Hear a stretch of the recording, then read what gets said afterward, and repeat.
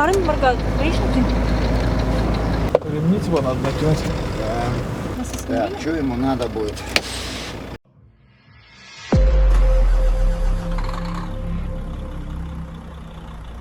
Всем привет! Ко мне обратился человек с Челябинска с такой просьбой, не совсем стандартной, то есть у нас таких работ еще не было. Нужно сделать так, чтобы на американской Volvo, где установили двигатель D12 европейский и коробку iShift второго поколения, Wolf с ретардером эта коробка, чтобы работал этот ретардер. Говорит, что уже там много куда обращался, ему сказали, что это невозможно, ничего не получится, и, короче, это не сделать. Но так как я еще этого не делал, конкретно с этой машиной, проявил интерес, энтузиазм. Первые эксперименты у нас начались еще летом. Впервые я ее встретил в Екатеринбурге. Есть ролик, где эта машина появлялась уже. И там мы тоже кое-какие манипуляции проводили, но они тогда не привели ни к какому результату. И у нас появилась идея, как все-таки заставить работать этот ретардер предположительно. То есть мы не были уверены на 100%, что получится. Все риски связаны с тем, что, возможно, придется купить какие-то блоки, которые потом будут валяться и так далее. Человек брал на себя и говорит, что вообще все равно. Главное, чтобы заработал ретардер, что если есть какая-то малейшая надежда на то, что он заработает, он готов. Простая была схема, то есть нужно было найти машину, Volvo европейскую, где этот ретардер стоит с завода, взять ее ВИН-номер, чтобы под ВИН-номер у нас были прошивки соответствующие, блок управления кабиной. И, соответственно, аналогичный блок управления кабиной найти. Такая машина попалась, был взят оттуда ВИН-номер, номер блока управления. Мы нашли такой блок управления, установили его на эту машину, прошили его, соответственно, этой же прошивкой, как на Европе. Сразу сходу это, конечно, результата не дало. То есть нам пришлось еще скорректировать прошивку, причем неоднократно. Вот эту уже часть работы я делал дистанционно по удаленке. Достигли того, что у нас заработал в итоге ретардер, то есть все удивились, особенно я. Но перестал работать горный тормоз, моторный тормоз, компрессионный тормоз, заслонка EPG. И перестал работать круиз-контроль. Почему? На тот момент было не особо понятно, нужно было разбираться, На удаленке там был компьютер, калькулятор, Приходилось очень долго ждать, пока что-либо произойдет. В общем, прошло какое-то время, человек поехал в рейс, по-моему, в Мурманск. Когда он поехал в рейс, у него вылезла новая неисправность. Он проехал определенное количество километров и начала глючить коробка. Она начала вылетать, зависать на передачах, загораться ошибки в коробке начали. Он решил, что эта проблема связана как-то с тем, что мы поставили туда другой блок управления, поставили родной свой блок управления, но ситуация, я так понял, не изменилась. То есть также вылетают передачи. В коробке появилась какая-то проблема с электроникой, возможно, шлейфы, возможно, что-то еще, но ошибки там сгорались, когда он уже здесь был. На датчик оборотов первичного вала, на систему переключения задней и первой передачи, на соленоиды, на датчики, то есть там именно внутренние ошибки механические и электрические. В общем, заехал в Вологду, там каким-то ребятам, они там что-то пытались сделать, ничего у них не получилось, и он принял решение ехать ко мне в Питер. В общем, сейчас надо теперь попробовать разобраться с этими нюансами. То есть здесь очень сложная, непонятная ситуация, в которой надо сначала разобраться, понять, что к чему, и предпринять какие-то действия, выполнить какие-то манипуляции. Пока еще даже не знаю какие, потому что, уникальная штука. Я еще никогда не цеплял ретардер в такой компоновке, как здесь. Машина получилась уникальная, поэтому к ней нужен какой-то уникальный подход. Мы будем сейчас заниматься. Смотри, я сейчас на место тот блок подоткнул. С ним, я так понял, она падает в какой-то аварийный режим, да? Она, знаешь, что аварийный. Она должна по ходу включить, когда под горку идешь, нейтралку включить или что, она начинает путаться, и все, и ты это щелкаешь, допустим, на механике, она показывает, что да, такие скорости, а сама стоит, допустим, на 12-й. Так и она стоит на 12. Пока не залезешь, 3 фишки не снимешь, потом поставишь, она только раз сбросит, и все опять. Это снимаем, то есть обесточим 12 вольт, не реагирует на это. И механик, когда принудиловку включаешь, он должен, по идее, как я понимаю, он через какое-то время там должен отъехать на аварийной скорости, чтобы переехать.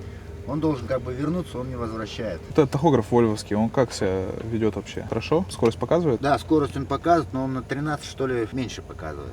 Неважно. Да. Он работает. Да, его можно отключить. мы отключаем, и он все, он просто раз, и все, он скорость уже не показывает. Возможно, тахограф нам понадобится для взаимодействия со всей этой историей. Просто у нас в блоке управления кабиной висит ошибка по тахографу. Он не видит тахограф, и ему прям вот плохо без тахографа. Должен его типа видеть. Из-за этого, скорее всего, может не работать круиз-контроль и может быть горный тормоз. Это может быть связано. Еще вот этот блок ставим, работает горный тормоз. Ага. На нем. Зато круиз не работает. Меняем блоки, на том работает круиз, но зато на горного тормоза нету. Я понял. И не туда, и не сюда. Да. Так, ну сейчас нету сигнала, не прилетает сигнал со стопа, поэтому, наверное, не работает ни хера. Ну, на ходу круиз-контроль. Короче, этот блок, на ходу он работает, круиз, на этом блоке? Вот, который сейчас новый стоит? Нет. И на месте, и на ходу, да? Не работает? Не работает. Но зато на нем Рикардо работает. Это, конечно, хорошо. Так, я понял. Короче, понял, что у нас Веку не видит педаль тормоза. Это Веку третьей версии, и здесь немножко иначе, короче, это подключается дело. Надо будет, короче, наверное, сейчас тогда как сделать. Первым делом с этим сигналом разобраться и с тахографом. Короче, какая идея? Первая, значит, тахограф подключить к Веку по кану, чтобы они начали общаться. И чтобы тахограф передавал сигнал о скорости Веку. Теоретически после этого Веку успокоиться должно и начать давать пользоваться этим круизом и отбором мощности. На месте. Круиз на ходу, чтобы заработал, должен пройти тест педали тормоза. Здесь у нас, судя по всему, он не видит воздушный концевик. Здесь воздушный концевик у нас подключается в блок управления освещением. Из блока управления освещением сигнал должен приходить в Веку на определенный пин. Сейчас мы это проверим, приходит он или нет, куда он вообще приходит, и тоже попробуем это дело отредактировать. Сейчас попробуем выполнить вот эти две задачи. Это заставить Веку видеть скорость тахографа и видеть педаль тормоза. Теоретически это должно привести к рабочему круизу. Но по факту, не знаю, что получится, только пробовать. Это прям эксперимент. Тут прям вообще все эксперимент. Ретарда — это система торможения, которая стоит на коробке передач. На спуск, чтобы тебе не тормозить колодками, не жечь, да. Короче, и он тормозит двигателем. Тормозит коробкой, да. То есть ты не включаешь колодку.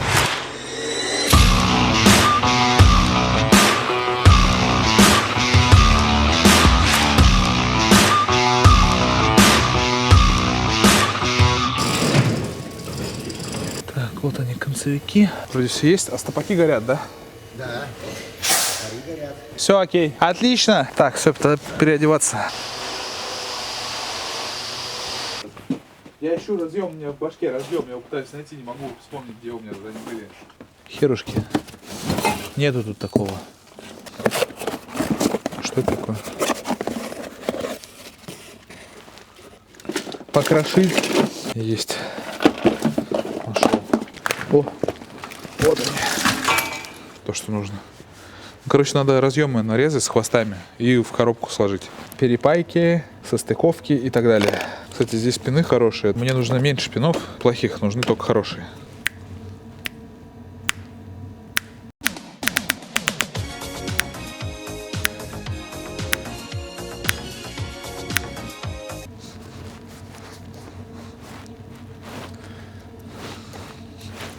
Почему тебе не смешно? Нормально же шутка.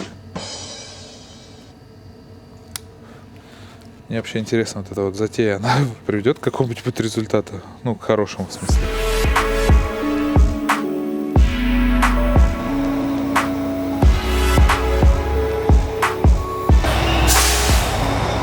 О, проходит проверку тормозов. То есть он их видит. Все, сейчас круиз должен на ходу заработать. При этом, этот провод не задействовал я в итоге. Делал как... То есть ты его просто потратил, да? Потратил, да. Назовем так. Я заставил работать круиз. Заставил? Да. Каким-то, блядь, чудом. Это жесть. Что-то изменилось в работе? Вот сейчас он со второй трогается. Это так и было, да? Он сам включает скоростя, то есть выбирает. Короче, что надо будет сейчас сделать? Просто в чем прикол? Я добился того, что в блоке управления кабиной сейчас ошибок, грубо говоря, нету. Ну вот какие-то загорелись. Валит хай. Сейчас посмотрим. Только что не было. Ну, по крайней мере, круиз-контроль, проверку прошел. То есть он готов к работе. Ну, так скажу, вот список параметров, которые я поменял. То есть, чтобы добиться результата.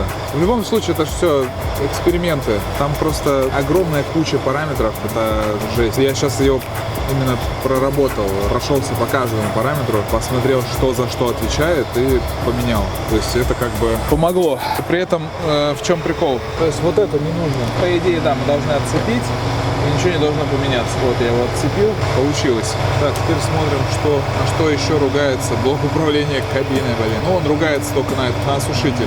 Это уже не критично. То у нас все остальные блоки успокоились по ошибкам. 144 ругается только на осушитель. Ну, у него там типа объем регенерации превышен, там все дела. При этом на Европе есть осушитель, который управляется блок управления кабиной. И блок управления кабиной следит за его состоянием. То есть, соответственно, когда нужно поменять фильтр в осушителе, он об этом пишет. Я отключил функции, связанные с осушителем, но счетчик остался. Пока не знаю, как его отключить. Возможно, тоже можно, но пока не знаю как. Сейчас просто сбросим счетчик, и эти ошибки тоже уйдут. Но это же я не смогу это сбрасывать. Это диагносты сбрасывают. И на Европе также. Это ты можешь сбрасывать. Да, это когда меняешь типа фильтр на Европе обычно, приезжаешь к диагносту потом, и он сбрасывает. Все, у нас одна ошибка ушла по регенерации, вторая осталась. Не знаю почему, но я все сбросил. Ладно, это не важно. Короче, главное, что больше никаких ошибок нету. Регенерация — это ерунда. Все, ошибки я сбросил. Чудеса. Ну, нам придется выехать. На ходу потестим, да.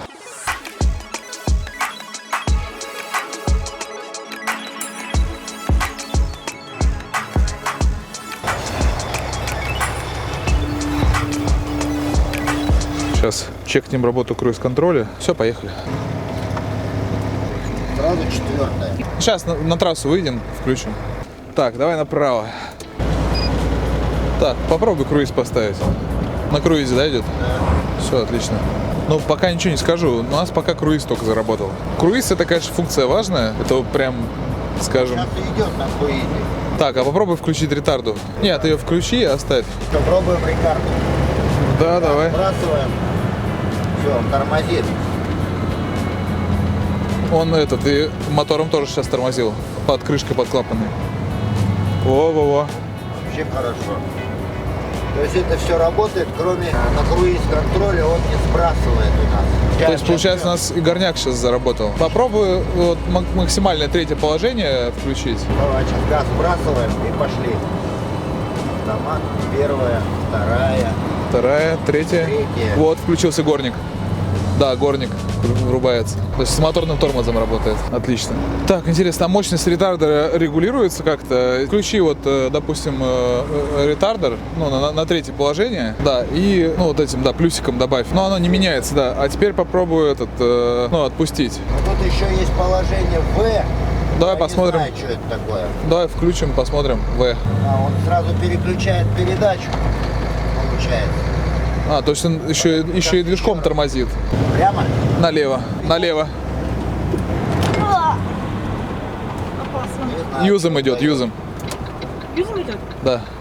Что-то я промазал. Колеса юзом пошли. Это без педали тормоза, да? То есть это она сама. Это она так тормозит. Жесть. Все, я понял. Плюс-минус, это знаешь для чего? Нет. Это для адаптивного круиза, походу. Здесь написано круиз-контроль с дополнительным торможением. Я думаю, что это как-то связано с адаптивным круизом. Все, понял. То есть это на круизе, когда идешь, можно добавить типа усилие тормозное, чтобы он скорость... Ты с горы идешь, допустим, а у него скорость там 60 стоит. И он тормозные усилия, видать, добавляет, больше делает. Вот этой кнопочкой плюс-минус. Видит, вот сейчас тормоз я давлю, он его не видит. Выключаю круиз, все нормально. Я понял. А ты попробуй сейчас, мы сейчас поедем, когда включить круиз. Вижу, круиз включен, 60 скорость. Попробуй нажми на педаль тормоза. Нет, он его не видит. Ну да, он его, получается, не сбрасывает. Прикольно. То он с этого видит его. С горняка? Да, ну-ка вот сейчас мы пойдем на автомате. Ага. Он круиз не видит. Не-не-не, видит. Круиз видит, но Ага, вот он, все, пошел Да, на да. круизе. И вот теперь ты можешь добавлять и убавлять мощность торможения. Вот плюс-минус нажимай. Вот, О, плюс 8, да. 9, 10, 11, 12. Это для того, чтобы, когда ты пойдешь с горы, у тебя скорость может увеличиваться, он должен эту скорость контролировать. Он будет ее контролировать ретардером и горным тормозом. А это усилие, типа На ты... круизе. Да, это усилие моторного тормоза на круизе, когда ты с горы идешь, чтобы он одну и ту же скорость держал. Да, да, круиз работает. А если мне надо на педаль тормоза надавить? Ну попробуй, нажми, ну ничего не происходит. А почему? Что-то пошло не так. Фары не моргают. Гаишники? Они не увидят, они не увидят. Получается, он... Ремни типа надо накинуть. Да, на всякий случай. Нас Так, остановили? что ему надо будет? Кто же его знает? Еще дальше проехать. Я же встал на дороге. Как сказал командир. Здравствуйте.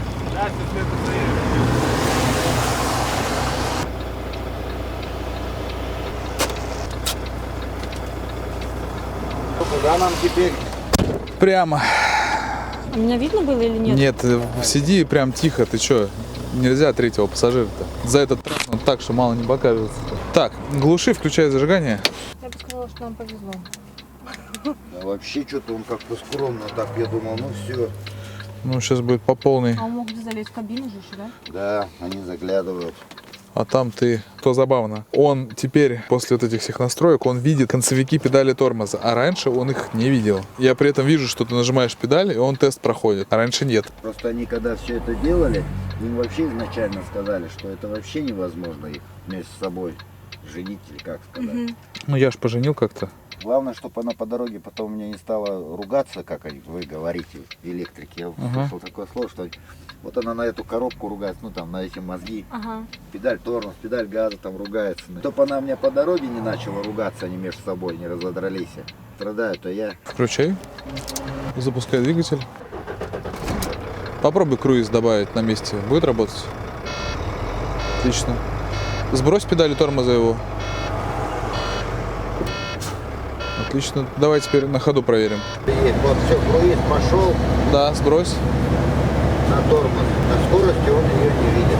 Не, он тормоз-то видит, он не сбрасывает круиз Что-то же, значит, не понимает. Все сбросил. тормозом. На Рикарду надавил, Но он ее сбросил круиз. Все, и вообще он у нас умер. Вот она, все, опять болезнь. Что-то кто-то на кого-то поругался. Страшно, очень страшно. Мы не знаем, что это такое. Если бы мы знали, что это такое, мы не знаем, что это такое. пока поехали назад, она там еще раз низко проглючила. Так, а что она сейчас делает?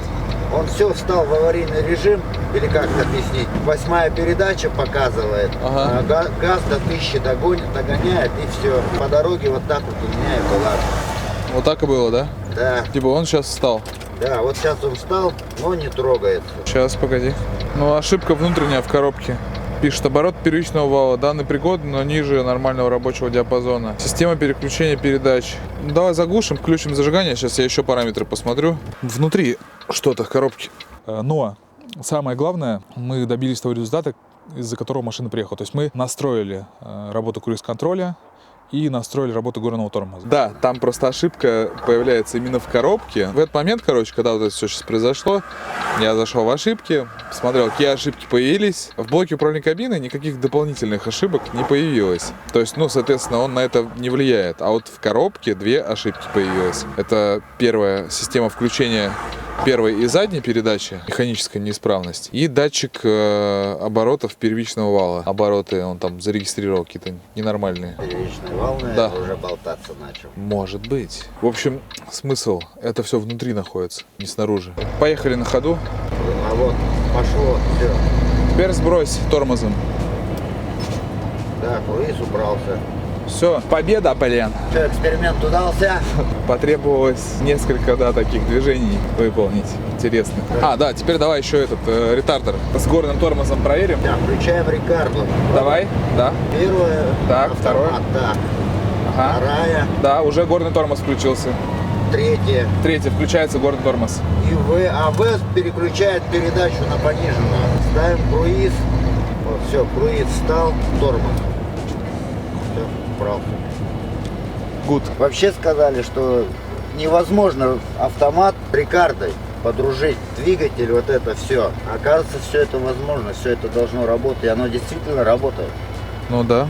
Мозговой. До этого все кто-то делал, что-то пытались все это сделать, но у них либо не получалось что-то, либо они делали не до конца что-то, не дорабатывали, я так понимаю. Как сказать, заточен на каких-то моментах, где что-то нужно изучить, исследовать, посмотреть. Мы попали в такую струю, что действительно, что тебе интересно вот этот Да, стал процесс. Был просто интерес, вот и все. Просто люди, многие, они безинтересны к этому процессу, потому что им хватает того, что есть. Вот. Мне просто стало интересно, и я этим занялся. Все. Это не более того. Но... Они утверждали, что это невозможно сделать. Почему? Все, вот. А вот, ну да, вот все, сейчас все сделали. Сперва, конечно, не работала Рикардо, но работал круиз. Посоветовали поменять блок. Блок поменяли, он оказался совершенно другого поколения, более умный, более этот. И он не пошел. То есть, он пошел, он стал показывать Рикарду, зато все остальное перестало работать. Плюс к этому у нас еще и коробка перестала работать. То есть у нас в итоге все заработало. То есть и круиз-контроль, и горный тормоз, и ретардер. Ну, с коробкой, к сожалению, да, тут более глубинная проблема. Но если что, я ошибки сбросил, она вернулась в режим. Тебе также можно зайти в щиток и сбросить ошибки. Ну, она у тебя, допустим, заглючила. Да. Ты вот опускаешься вниз списка, находишь меню диагностики, заходишь в ошибки, находишь трансмиссию. Здесь вот у нее херовая гора ошибок. Вот, кстати, датчик первичного вала оборотов. Вот это вот механическая какая-то ошибка загоралась. Короче, это все внутренние ошибки в коробке. Вниз промотал до сброса. Все, нажал 4:0, подтвердил еще раз нажатием на кнопку Enter, все, операция завершена. То есть все, у тебя коробки ошибки сбросились, она, скорее всего, поедет дальше. Все, да, возвращаемся, да. Так, вот мы приехали на базу обратно. Все, тогда что, звонить надо? Давай. Дядьки. Да, здравствуйте. Да, приветствую. Так, ну, поработали маленько тут с машиной. В общем, удалось заставить работать круиз-контроль на месте, на ходу. Проверил работу ретардера вместе с горным тормозом, но на ходу он запрос делает и туда, и сюда, то есть и горняк, и ретарду включает. Ну, то есть получается, что эти моменты, которые я хотел посмотреть, ну, я их сделал. А педаль тормоза нашел? Все работает, и нет никаких ошибок в блоке управления кабиной дополнительно. Очень хорошо. По самой коробке там, конечно, беда. Там внутренние ошибки загораются, и системы переключения передач время от времени загораются. На ходу, причем это происходит произвольно, то есть в произвольном порядке, короче. И на датчик оборотов первичного вала. Но это все внутри корпуса коробки находится. Там на этих соленоидах нету снаружи никаких там датчиков. По этим ошибкам, ну, можно попробовать отработать. Ну, те, кто занимаются айшифтами, ремонтом айшифтов. Аварийный режим она не станет? Я думаю, что сейчас она не будет вставать ни в какой аварийный режим. Она будет просто падать в аварию, в принципе, коробка. То есть сбрасываешь ошибки в коробке и едешь дальше. Те ошибки, которые внутри коробки, я так понял, что они появляются и когда у нас старый блок стоит, и когда новый блок стоит. То есть и на старом, и на новом они. И, соответственно, ну, связать их с блоком, ну, вообще никак не получается. Просто банально, да, что-то могло, ну, что-то ломается, оно еще не сломалось до конца. Далее, давление наддува. Давление наддува, оно формально работает. Его не видит только приборка. Не видит она его потому, что должна быть хитрая соответствующая прошивка. Может быть, я это сделаю. Михаил, огромное тебе спасибо. Да, пожалуйста. Прямо вот я тебе могу сказать, что ну профессор. Не знаю, какая у тебя ученая степень на самом деле. Но, блин, все электрики мне здесь в Челябинске заявляли в один голос: не будет ретардер работать с этой машиной, с этой коробкой. Вот прямо, ну ладно, все, давай, огромное спасибо. Михаил, извини, еще такой вопрос. А может быть попробовать откалибровать коробку? Потому что калибровка, она многие вопросы решает. Ну, это понятное дело. Ну, я думаю, что тут не в калибровке, мне кажется, дело. Я могу откалибровать. Откалибруй, пожалуйста, ее на всякий случай. Я в твоем познании настолько преисполнился, что я как будто бы уже 100 триллионов миллиардов лет, блядь. Калибровка коробки. Включай зажигание. Читаем коды ошибок. Так, ну что, запускай двигатель. Так, она на ручнике же, да, у нас? Нейтраль. Неправильно организовано. Там, короче, вот эта вот коробочка, больше ж нет никаких коробочек. Нет. В общем, вот это вот, там внутри блок управления. Она должна управлять релюшкой, которая дает питание на коробку. И она этой релюшкой управляет с задержкой. То есть ты выключил зажигание, она там 2-3 секунды держит, а потом выключает. Типа сама себе питание отключает. Так же, как и блок управления кабиной. Тоже ты выключил, 10 секунд проходит, он только потом этот реле выключает. Все, короче, мы завершили. Все это благодаря определенной прошивке, настроенной правильно, и определенному блоку управления.